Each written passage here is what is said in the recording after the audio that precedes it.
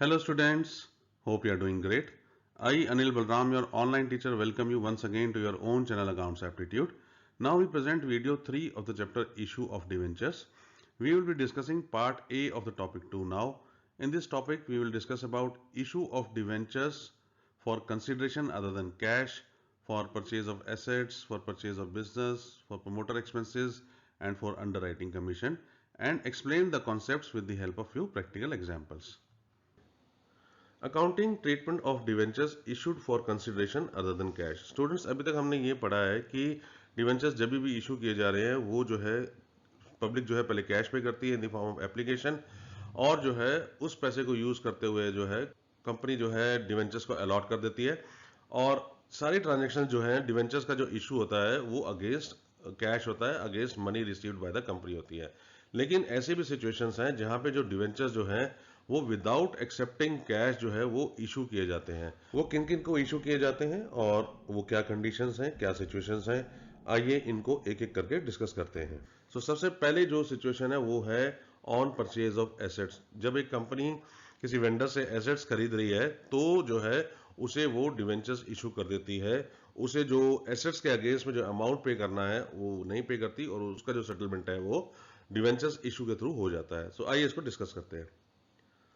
Where a company has purchased assets from a vendor and enters into an arrangement with the said vendor that instead of settlement of his dues in cash, the vendor agrees to accept fully paid debentures of the company issued to them. इस condition में क्या है कि एक company ने एक vendor से कुछ एसेट्स परचेज किए, और इस कंपनी ने और एक वेंडर ने जो है ये अरेंजमेंट कर लिया कि कंपनी इन एसेट्स का जो पैसा पे करना है वेंडर को, वो पैसा जो है वो पे नहीं करेगी। उसके अगेंस्ट में जितना पैसा जो देना है उसकी जगह फुल्ली पेड डिवेंचर्स जो है वो कंपनी इशू कर देगी वेंडर को, और ये कंपनी और वेंडर एक एग्रीमेंट कर लेते हैं इसके लिए कि इतने पैसे से जो है कैश में सेटलमेंट नहीं होगा, उसकी जगह जो है वेंडर को डिवेंचर्स मिल जाएंगे, और वेंडर जो है इस अरेंजमेंट के साथ सेटिस्फाइड है। These debentures can be issued at par, at premium or discount, and the number of debentures to be issued will depend upon the issue price at which the debentures are issued and the amount payable to the vendor. अब जो debentures हैं ये जो है par पे भी issue किए जा सकते हैं, प्रीमियम पे भी इशू किए जा सकते हैं, और जो है एक स्पेशल कंडीशन होती है डिवेंचर्स में कि ये डिस्काउंट पे भी इशू किए जा सकते हैं। अब कितने डिवेंचर इशू करने हैं? नंबर ऑफ डिवेंचर जो इशू करने हैं वो दो चीजों के ऊपर डिपेंड करता है। एक तो कंपनी ने वेंडर को अमाउंट कितना पे करना है, मतलब जो एसेट परचेज करी थी वो कितने की परचेज करी थी, और दूसरा ये इस पे डिपेंड करेगा कि इशू प्राइस क्या है। क्या डिवेंचर पार पे इशू किए जा रहे हैं, क्या ये प्रीमियम पे इशू किए जा रहे हैं, क्या ये डिस्काउंट पे इशू किए जा रहे हैं। तो इन दोनों नंबर्स को यूज करके ही जो है number of debentures to be issued जो है वो कंप्यूट किए जा सकते हैं। उसका क्या फार्मूला है आइए जो है वो डिस्कस करते हैं। The number of debentures issue to the vendor will be calculated as amount payable divided by the issue price. जो नंबर ऑफ डिवेंचर्स इशू करने हैं वेंडर को वो किस पर डिपेंड करता है? Amount payable. जो एसेट हमने खरीदी है वो कितने की खरीदी है, उसके लिए वेंडर को कितना पैसा देना है, वो अमाउंट पेबल। सपोज कर लीजिए वो 10 लाख रुपए है, और उसके बाद दूसरी बात ये डिस्कस करनी है हमने कि इशू प्राइस क्या है डिवेंचर का। क्या वो पार पे इशू किए जा रहे हैं, क्या वो डिस्काउंट पे इशू किए जा रहे हैं, क्या वो प्रीमियम पे इशू किए जा रहे हैं। ये दोनों चीजें जो हैं इंपॉर्टेंट है, और इसी से निकल के आता है कि कितने नंबर ऑफ डिवेंचर्स इशू किए जाएंगे। एग्जाम्पल ले लेते हैं। सपोज कर लीजिए कि एक एसेट खरीदी गई है 10 लाख रुपए की, तो अमाउंट पेबल हो गया 10 लाख। उसके बाद जो है इशू प्राइस, मान लीजिए डिवेंचर की फेस वैल्यू है 100 रुपए और वो एट पार पे इशू किया जा रहा है, 10 लाख डिवाइडेड बाय 100, ये निकल के आ जाएंगे नंबर ऑफ डिवेंचर्स। अब सपोज कर लीजिए कि इशू प्राइस है 90 रुपए, डिस्काउंट पे इशू हो रहे हैं, अमाउंट पेबल तो हमारा सेम ही रहेगा 10 लाख रुपए। 10 लाख को जो है हमने जो है 90 से डिवाइड कर देना है, तो हमारे पास नंबर ऑफ डिवेंचर्स निकल के आ जाएंगे। अब सपोज कर लीजिए कि ये जो है डिवेंचर्स प्रीमियम पे इशू किए जा रहे हैं और 5 रुपए प्रीमियम मंगाया जा रहा है, इसका मतलब इशू प्राइस कितना हो गया? 100 जमा 5 105 रुपए। अमाउंट पेबल है हमारा 10 लाख रुपए, 10 lakh divided by 105। Number of debentures कितने इशू होंगे ये कैलकुलेट करने के लिए हमने ये देखना है कि एसेट कितने की खरीदी जा रही है, कितना अमाउंट पे करना है, और उसके बाद जो है डिवेंचर्स का जो है इशू प्राइस क्या है। आइए स्टूडेंट्स अब थोड़ी सी चर्चा कर लेते हैं कि general entries books of accounts में क्या रिकॉर्ड की जाएंगी ऑन परचेज ऑफ एसेट और वेंडर के अकाउंट को सेटलमेंट करने के लिए by way of issue of debentures. So purchase of assets पे जो है सिंपल एंट्री है, इसमें जो है हमने जो एसेट अकाउंट है उसको डेबिट कर देना है और वेंडर अकाउंट को हमने क्रेडिट कर देना है। नरेशन रिकॉर्ड कर देनी है कि being asset purchase from so and so vendor. अब जो ये जो पैसा है वेंडर को जो पे करना है, क्या इसके अगेंस्ट में कैश पे हो रहा है? So the answer is no. ये जो वेंडर और कंपनी का एक अरेंजमेंट हो गया कि ये जो वेंडर का अकाउंट जो सेटल होगा it will be bye issue of debentures, और इशू ऑफ डिवेंचर्स जो है वो डिपेंड करेगा कि इशू प्राइस कितना है। सो नंबर ऑफ डिवेंचर्स किस पे डिपेंड करेंगे? इशू प्राइस कितना है। पार पे भी हो सकता है, प्रीमियम पे भी हो सकता है, डिस्काउंट पे भी हो सकता है।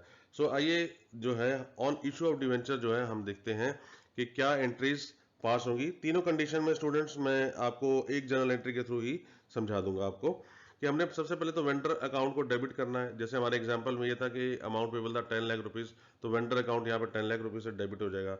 और अगर डिवेंचर्स जो हैं डिस्काउंट पे इशू हो रहे हैं तो आपको पता है कि हमें discount on issue of debenture जो कि क्लॉज होता है उसको हमें डेबिट कर देना होता है। उसके बाद कितने डिवेंचर्स इशू हो रहे हैं यहाँ पे हमने फेस वैल्यू नोट कर लेनी है। परसेंटेज डिनोट कर देगा कि कितने परसेंटेज के ऊपर जो है इंटरेस्ट के ऊपर ये इशू हो रहे हैं। और अगर जो है ये डिवेंचर्स इशू किए जा रहे हैं प्रीमियम पे तो हमें क्या करना होता है? सिक्योरिटी प्रीमियम रिजर्व अकाउंट को जो है हमने क्रेडिट कर देना होता है। स्टूडेंट्स एक चीज इंपॉर्टेंट है, आप अंडरस्टैंड कीजिए कि अगर पार पे इशू किए जा रहे हैं तो केवल 2x% डिवेंचर्स अकाउंट ही आएगा, और अगर डिस्काउंट पे इशू किए जा रहे हैं तो discount on issue of debentures आएगा, और अगर प्रीमियम पे इशू जो हो रहे हैं तो सिक्योरिटीज प्रीमियम रिजर्व अकाउंट में जो है हमने क्रेडिट कर देना है। सो ये ईदर और जो येलो में हमने हाईलाइट किया हुआ है ईदर और की सिचुएशन है। किसी भी अकाउंटिंग एंट्री में दोनों चीजें नहीं हो सकती, क्योंकि या तो डिस्काउंट पे इशू होंगे, या वो प्रीमियम पे होंगे, या वो पार पे होंगे। नरेशन रिकॉर्ड कर ली जाती है being debentures issued to vendor at rupees so and so. So issue price जो है हमने यहाँ पे मेंशन कर देना है। सो स्टूडेंट्स आइए डिस्कस करते हैं सेकंड सिचुएशन जब डिवेंचर्स इशू किए जाएंगे for consideration other than cash. So जो सेकंड सिचुएशन है that is on purchase of business. ये ऐसी सिचुएशन है जिसके बीच में जो कंपनी है वो किसी और एंटिटी का पूरा बिजनेस जो है खरीद रही है, सारे एसेट्स और सारी लाइबिलिटीज के साथ। सो इस सिचुएशन में जो है बहुत सारे एसेट्स खरीदे जाते हैं और साथ के साथ ही बहुत सारी लाइबिलिटीज जो है टेक ओवर की जाती हैं।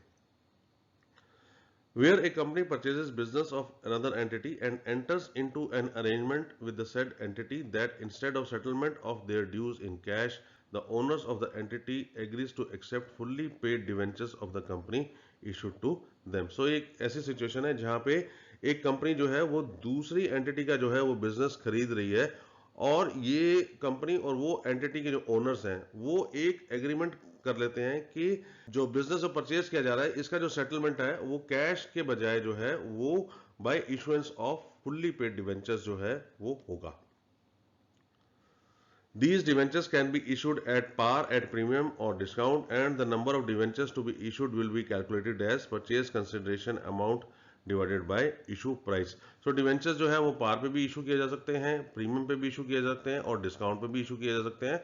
और नंबर ऑफ डिवेंचर्स कितने इशू होंगे उसको निकालने के लिए हमने क्या करना है? परचेज कंसिडरेशन अमाउंट जो भी है उसको हमने डिवाइड कर देना है इशू प्राइस। तो इशू प्राइस जो है हमें देखना है कि पार पे है, क्या प्रीमियम पे है, क्या डिस्काउंट पे है। अकॉर्डिंगली जो है हमने इशू प्राइस को मेंशन कर देना है और नंबर ऑफ डिवेंचर्स हमने निकालने हैं परचेज कंसिडरेशन अमाउंट को जो है इशू प्राइस से डिवाइड करके। सो आइए स्टूडेंट्स जब हम देखते हैं कि बुक्स ऑफ अकाउंट्स में जो है जर्नल एंट्रीज क्या पास की जाएंगी और कैसे पास की जाएंगी। जर्नल एंट्रीज पास करने के लिए उससे पहले स्टूडेंट्स कुछ सिचुएशन समझ लीजिए कि जब एक बिजनेस खरीदा जा रहा होता है सो उस बिजनेस की काफी एसेट्स खरीदी जाती हैं और उसकी जो है लाइबिलिटीज जो है टेक ओवर की जाती हैं।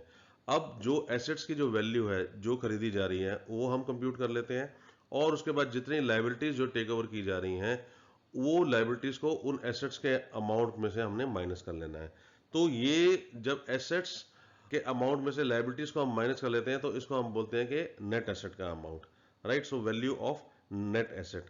अब ये तो एक नंबर आ गया हमारे पास कि जो हम assets minus liabilities take over कर रहे हैं सो उसकी वैल्यू कितनी है। So value of net assets being take over is what, right. ये एक नंबर हो गया हमारे पास। दूसरा नंबर ये हो गया कि ये जो हम नेट एसेट्स खरीद रहे हैं इसके अगेंस्ट में हम पैसा कितना पे कर रहे हैं, राइट, ये एक दूसरा नंबर हो गया। सो स्टूडेंट्स आइए जो है इसमें हम कुछ नंबर डाल लेते हैं।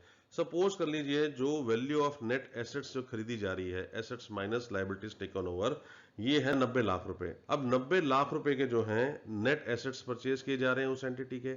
अब परचेज कंसिडरेशन ये डिसाइड हुआ कंपनी के बीच में और उस एंटिटी के बीच में कि परचेज कंसिडरेशन होगा 1 करोड़। सो 90 लाख की एसेट्स के लिए कंपनी जो कितने पे कर रही है, 1 करोड़ रुपए पे कर रही है। अब ये जो डिफरेंस है इसे जो है गुडविल में जो है हमने ट्रीट करना पड़ता है, क्योंकि उस 10 लाख रुपए के तो एसेट आ नहीं रहे हैं। तो ये जो है ये माना जाता है कि ये जो है हम उस फर्म की जो है गुडविल के हम पैसे दे रहे हैं एक्स्ट्रा 10 लाख रुपए। अब ये जो है सिचुएशन मान लीजिए उल्टी है। उल्टी सिचुएशन क्या है कि वैल्यू ऑफ नेट एसेट है 90 लाख रुपए, लेकिन जो है कंपनी ने बहुत अच्छी नेगोशिएशन करी और ये नेगोशिएशन करते हुए ये डिसाइड किया कि परचेज कंसिडरेशन जो होगी वो 85 लाख रुपए होगी। अब कंपनी क्या कर रही है, 90 लाख के एसेट्स खरीद रही है 85 लाख रुपए में, तो उसको जो है 5 लाख रुपए का फायदा हो रहा है। सो ये जो 5 लाख रुपए का जो फायदा है ये कैपिटल गेन है और इसे जो है कैपिटल रिजर्व अकाउंट में जो है क्रेडिट करना होता है। सो सिंपल सा फार्मूला है, अगर purchase consideration is greater than value of net asset तो it will tend amount to goodwill, और purchase consideration is less than value of net asset, then it will lead to capital gain and that is credited to the capital reserve account. So आइए general entry जो है हम accordingly ही पास करते हैं। सो सबसे पहले हमने क्या करना है, on purchase of business sundry assets account को हमने डेबिट कर देना है। सो ऑब्वियसली जब बिजनेस खरीदा जा रहा होगा तो आपके पास पूरी लिस्ट होगी, जैसे land and buildings, plant and machinery, inventories, debtors etcetera etcetera. So वो हमने एक एक करके जो है एसेट का नाम मेंशन करना है और कितने की वो एसेट खरीदी जा रही है। उसके बाद अगर जैसे मैंने डिस्कस किया कि अगर ये ऐसा केस है जहां पे purchase consideration is greater than value of net asset, तो हमें जो है जो डिफरेंस है उसे जो है गुडविल अकाउंट में जो है हमें डेबिट कर देना है। उसके बाद जितनी भी लायबिलिटीज टेक ओवर की गई हैं उसे जो है हमने क्रेडिट कर देना है टू सन्ड्री लायबिलिटीज अकाउंट। इसमें भी जो है हमें पूरी लिस्ट देनी है, to term loan, to bank loan, to sundry creditors, right. So एक एक करके जो है हमने लायबिलिटीज अकाउंट जो भी हमने टेक ओवर करनी है उसका मेंशन करना है। फिर उसके बाद जो है जितना नेट परचेज कंसिडरेशन जो एग्री हुआ है उसके लिए हमने क्या करना है, हमने वेंडर अकाउंट को जो है हमने क्रेडिट कर देना है। और स्टूडेंट्स अगर ये ऐसी सिचुएशन है जहां पे परचेज कंसिडरेशन जो है it is less than value of net assets, जैसे हमने डिस्कस किया था कि 90 लाख के एसेट 85 लाख में खरीद लिए, तो 5 लाख का जो है हमारे को कैपिटल गेन हो गया, तो उसके लिए हमने टू कैपिटल रिजर्व अकाउंट में जो है क्रेडिट कर देना है। और हमने नरेशन रिकॉर्ड कर लेनी है, being business purchase from so and so. Students अब इस चीज में ध्यान रखिएगा, जो चीज हमने ये येलो में हाईलाइट कर रखी है कि सिचुएशन जो है या गुडविल की होगी या कैपिटल रिजर्व की होगी, दोनों सिचुएशन जो है साथ के साथ नहीं हो सकती है। इसके बाद स्टूडेंट हम बात करते हैं कि ये तो परचेज ऑफ बिजनेस की बात होगी। अब ये परचेज ऑफ बिजनेस जो है ये कैसे सेटल हो रहा है, ऑन इशू ऑफ डिवेंचर्स। सो उसके लिए हमने क्या जनरल एंट्री पास करनी है, तो सबसे पहले जो है हमने वेंडर अकाउंट को डेबिट करना है, और ये कितने से डेबिट करना है, जितना परचेज कंसिडरेशन था, कि कितना पैसा जो है हमने उसको पे करना है। उसके बाद अगर डिवेंचर्स जो हैं डिस्काउंट पे इशू हो रहे हैं तो हमने discount on issue of debentures account को डेबिट कर देना है। क्रेडिट कर देना है हमने 2% डिवेंचर्स अकाउंट को फेस वैल्यू से, और अगर ये डिवेंचर्स प्रीमियम पे इशू हो रहे हैं तो हमने to securities premium reserve account को हमने क्रेडिट कर देना है और नरेशन रिकॉर्ड कर लेनी है, being debentures issued to vendor account at rupees so and so. So students again जो येलो में हाईलाइटेड है, सो या तो डिवेंचर्स जो हैं डिस्काउंट पे इशू हो सकते हैं तो हम discount on issue of debenture लिख लेंगे, और अगर प्रीमियम पे इशू है तो हम सिक्योरिटीज प्रीमियम रिजर्व अकाउंट को क्रेडिट करेंगे। सो दोनों एंट्रीज नहीं हो सकती, ईदर एंड और है, इसीलिए मैंने येलो में हाईलाइट कर दिया है आपको कि ये दोनों नहीं होगी, या डेबिट वाली एंट्री होगी या क्रेडिट वाली एंट्री होगी। सो स्टूडेंट्स डिस्कस करते हैं अब ऐसी सिचुएशन जहां पे जो है डिवेंचर्स इशू किए जा रहे हैं फॉर अदर देन कैश, और ये सिचुएशन है situation number 3, and this is issue of debentures to the promoters. So students आपको पता है कि प्रमोटर्स वो लोग होते हैं जो कंपनी को फॉर्म करते हैं और उसके बाद जो है कंपनी को आगे चलाते हैं, डायरेक्टर्स अपॉइंट करते हैं, सब कुछ करते हैं। सो कई बार जो है उनको भी जो है उनकी सर्विसेज के अगेंस्ट में जो है डिवेंचर्स इशू किए जाते हैं। तो sometimes debentures are issued to promoters of the company in lieu of the services provided by them during incorporation of the company. So ऐसी सिचुएशन है जहां पे कंपनी जो है, कंपनी के प्रोमोटर्स को जो है उनकी सर्विसेज जो उन्होंने रेंडर की है उसके अगेंस्ट में कैश पे करने के बजाय जो है उनको डिवेंचर्स इशू कर देती है। सो आइए जो है देखते हैं कि क्या जनरल एंट्रीज पास करनी है। तो फॉर रिकॉर्डिंग इनकॉर्पोरेशन एक्सपेंसेस, जो प्रोमोटर्स ने जो सर्विसेज प्रोवाइड करी हैं उनको हम इनकॉर्पोरेशन एक्सपेंसेस बोलते हैं, और उसके लिए जो है अकाउंट जो डेबिट किया जाता है उसे प्रिलिमिनरी एक्सपेंसेस अकाउंट बोलते हैं। और हमने ये जो सर्विसेज पे करनी है, जो उन्होंने सर्विसेज दी थी उसके अगेंस्ट में जो हमने पे करना है उसे हम क्रेडिट कर देते हैं टू प्रोमोटर्स अकाउंट में। नरेशन रिकॉर्ड कर लेते हैं हम जनरल एंट्री की, being amount towards incorporation expenses due to the promoters. So ये तो एंट्री हो गई कि एक्सपेंसेस को रिकॉर्ड करने की और amount due to the promoters. अब ये जो प्रोमोटर्स का अकाउंट कैसे सेटलमेंट हो रहा है, ये सेटलमेंट हो रही है बाय इशू ऑफ डिवेंचर्स। सो आइए जो है उसके लिए हमने क्या एंट्री रिकॉर्ड करनी है, हमने प्रोमोटर्स अकाउंट को डेबिट कर देना है और जितने जो है डिवेंचर्स उनको इशू किए जा रहे हैं उसके लिए 2% डिवेंचर्स अकाउंट में हमने जो है क्रेडिट कर देना है और नरेशन रिकॉर्ड कर लेनी है। Being issue of these money debentures of rupees, issue price note कर लेना है each as fully paid to the promoters. So students, fourth situation ऐसी जहां पे डिवेंचर्स इशू किए जा रहे हैं for consideration other than cash is the issue of debentures to the underwriters. Underwriters undertake to subscribe the securities that remain unsubscribed by public.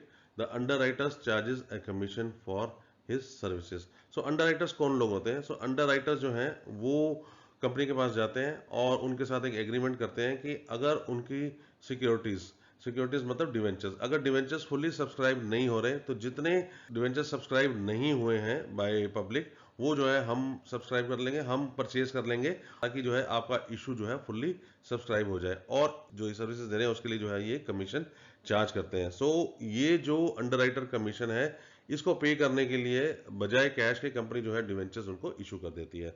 सो आइए देखते हैं जो है क्या जनरल एंट्रीज पास की जाएंगी। सबसे पहले जो है अंडरराइटिंग कमीशन को रिकॉर्ड किया जाएगा। तो उसके लिए हमने अंडरराइटिंग कमीशन अकाउंट को हमने डेबिट कर देना है और क्रेडिट कर देना है टू अंडरराइटर्स अकाउंट में, और नरेशन रिकॉर्ड कर लेनी है being amount towards underwriting commission due to the underwriters. So ये तो जनरल एंट्री हो गई जिसमें हमने सिंपली जो है अंडरराइटिंग कमीशन को जो है हमने रिकॉर्ड कर दिया है और जो कमीशन किनको ड्यू है वो अंडरराइटर्स को ड्यू है, ये हमने जनरल एंट्रीज पास कर लिया है। अब जो है अंडरराइटर्स का अकाउंट सेटल कैसे हो रहा है। सो इस सिचुएशन में जो है ये कैश में तो सेटल नहीं हो रहा, बाय इशुएंस ऑफ शेयर्स भी नहीं हो रहा, बाय इशुएंस ऑफ डिवेंचर्स हो रहा है। सो आइए उसकी जो है हम क्या एंट्री डालते हैं।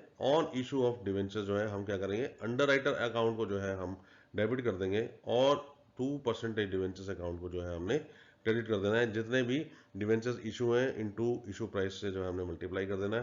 नरेशन रिकॉर्ड कर लेनी है being issue of these money debentures of rupees this much each as fully paid up to the underwriters. Students, thanks for watching this video. Please press the like button if you found the video informative and subscribe to your channel Accounts Aptitude. In case you need more information on any topic, please comment below.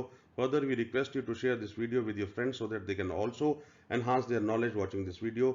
Please do visit our website www.accountsaptitude.com to get study notes, past year questions and solutions.